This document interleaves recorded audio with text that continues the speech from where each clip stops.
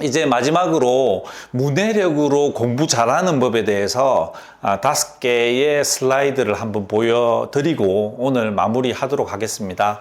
지금부터 5개의 이런 어떤 이 발췌문이 올라올 건데요. 처음에 있는 그 3개는 공부머리 독서법이라는 곳에서 발췌해서 가져온 것이고, 나머지 2개는 EBS의 문해력, 여기에 대해서 발췌한 것입니다. 그러니까 조금 이따 다시 한 번 더 설명드릴 거니까 하여튼 책 2권에서 이렇게 5개의 지문을 발췌해서 오늘 제가 여러분들한테 이야기해 드렸던 부분에 대해서 연관되어 있는 지문들을 한번 읽어보고 오늘 마무리하도록 하겠습니다. 자, 한번 떠올려 보죠. 제가 여러분들에게 제시하고 싶은 이야기는 한국에서 문해력으로 공부 잘하는 법입니다. 그러니까 한국에서 공부를 잘한다는 것, 이것을 여러분들이 하기 위해서는 맨 처음 생각해 봤을 때 제가 그래프를 하나 보여드렸지 않습니까? 그 그래프에 나와 있는 것들을 한번 떠올려 보시기 바랍니다. 계속해서 쳐다보고 있는 것, 듣고 있는 것, 그것이 여러분들한테 얼마나 도움이 되고 있는가. 앞으로 여러분들이 공부를 더 잘하고 싶다면 그 쳐다보는 공부 말고 진짜 내 교감신경계를 움직여서 공부할 수 있는 방법이 뭔지를 한번 고민해 보셔야 될 것 같습니다. 그래서 공부머리 독서법에 있는 것을 한번 읽어보고 같이 한번 이야기 나눠보는 시간을 잠깐 가져보도록 하겠습니다. 문제는 듣는 공부라고 되어 있습니다. 여기 이 저자는 저는 보는 공부라고 이야기하는데 이분은 듣는 공부라고 이야기하시네요. 사교육을 받으면 읽고 이해할 필요가 현저히 줄어듭니다. 강사의 설명을 듣고 문제를 풀고 틀린 문제에 대한 설명을 듣고 다시 풀면 되죠.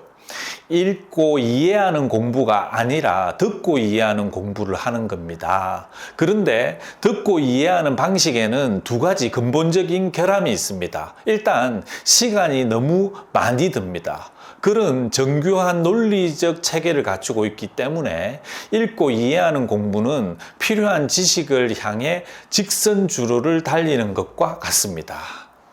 지문이 길긴 했습니다. 그죠? 근데 논조는, 본질은 보는 공부 혹은 듣는 공부보다 자신이 직접 읽을 때 더 시간이 단축된다는 것입니다. 그래서 여기에 대해서 뭘 한번 이야기해 보면 좋을까?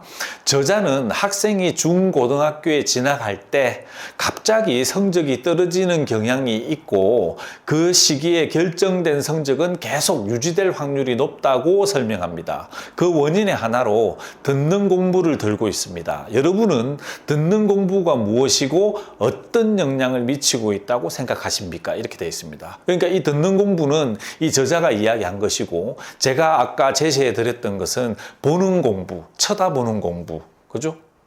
남들이 해주는 걸 바라보는 공부, 그것이 얼마나 여러분들에게 악영향을 미치고 있는지에 대해서 말씀드렸습니다. 여러분들이 생각할 때 이 쳐다보는 공부와 여러분들의 교감신경계를 움직이는 공부에 대해서 구분할 수 있느냐 없느냐가 여러분들이 앞으로 한국에서 공부를 잘할 확률이 있냐 없냐를 결정할 것입니다. 이게 그만큼 중요한 부분입니다. 이게 해결되지 않고는 영어, 수학, 국어 이런 것들에 대해서 성적을 올리기 힘드실 겁니다. 그러니까 여러분들이 얼마나 내가 사용하고 있는 시간에서 내 교감신경계를 움직일 수 있는 시간을 얼마만큼 확보할 것이고 내가 지금까지 했던 공부 중에 학교 수업 듣는 것, 학원 수업 듣는 것, 동영상 보는 것, 그 다음에 귀로 꽂고 듣는 것에 머무르는 것이 아니라 내가 직접 생각하고 질문하고 써보고 하는 이런 적극적인 공부를 할 시간을 얼마만큼 확보할 것인가가 관건이라는 것입니다. 그 이야기를 한번 해보고 싶어서 공부머리 독서법에 있는 문제는 듣는 공부라는 장면 한번 같이 읽어봤습니다. 2번째 질문 한번 읽어보겠습니다. 읽기 독립을 망치는 최악의 적은 무엇인가?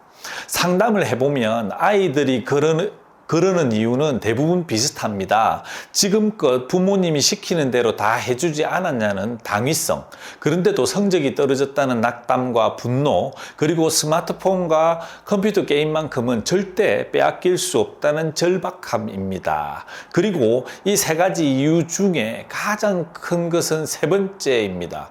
아이는 스마트폰과 컴퓨터 게임에 중독된 것입니다. 이렇게 저자는 주장합니다. 저자는 읽기 독립을 망치는 최악의 적을 스마트폰과 컴퓨터 게임 중독으로 보고 있습니다. 여러분이 생각하는 최악의 적은 무엇입니까? 되어 있습니다. 아까 첫 번째 지문에서 제가 여러분들이 생각할 지점에 대해서 말씀드렸습니다. 그 첫 번째 지문에서 여러분들이 생각할 지점은 내가 지금 듣는 공부 혹은 쳐다만 보고 있는 공부에서 어떻게 탈피해서 내 뇌를 쓰는 공부로 전환할 것인가를 고민하라 그랬고, 그렇게 해서 방법을 찾았다면 시간을 분배해야 됩니다. 그러면 지금 여기 나와 있는 것처럼 여러분들이 지금 쳐다보는 공부 이외에 남는 시간은 어디에 투자하고 있습니까? 여러분들은 밥 먹는 시간, 자는 시간을 자꾸 줄이려고 하는데 그 시간은 확보해야 되는 시간이지 줄이는 시간이 아닌 것입니다.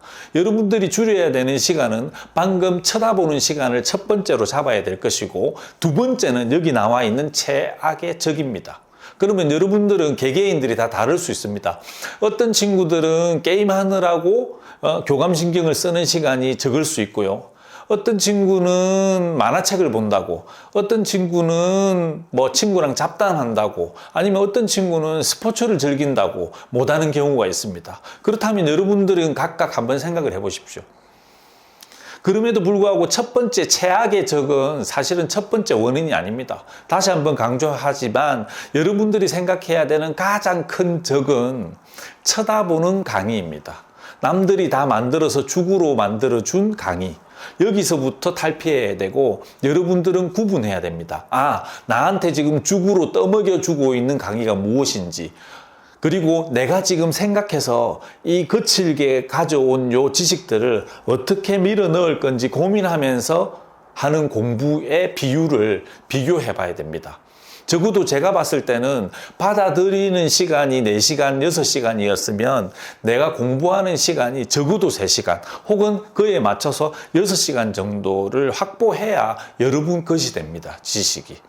그렇게 하고 난 다음에 여러분들 그 이외에 엉뚱한 데 쓰고 있는 시간들을 한번 찾아보시기 바랍니다. 그게 게임이든 웹툰이든 친구 만나든 데이트든 간에. 그러고 난 다음에 이제 최악의 적을 찾고 그것을 빼고 머리를 쓸 수 있는 시간으로 확보해 끼워 넣으면 될 것 같습니다.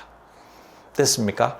그 다음에 세 번째 문항으로 가서 요거 한번 읽어보도록 하겠습니다. 지식도서 다독가는 강제로 만들 수 없다. 세계적인 과학 철학자 장하석 캠브리지 대학교 석자 교수는 중학교 3학년 때 코스모스를 여러 번 정독해서 읽었다고 합니다. 이런 독서의 경험이 세계적인 학자로서의 기본 능력을 길러주었을 겁니다.